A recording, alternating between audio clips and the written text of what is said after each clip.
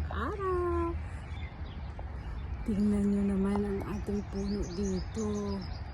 Napakaganda. Ayan. Punong-puno na ng bulaklak at napakabango. Ayan, marami pang bubuyog na umaaligid-aligid. Napakabango ng bulaklak na ito. Isang klase po siya ng puno na may magandang yellow na bulaklak. Para siyang jasmine na orchids na yellow ang bulaklak. Ganun ang style niya.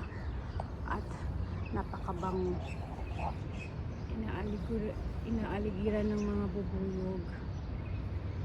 Siguro masarap ang katas ng ano nito, nectar nito. Kaya maraming bubuyog na naglalaro. Ayan. Ayan, maraming salamat po sa panonood.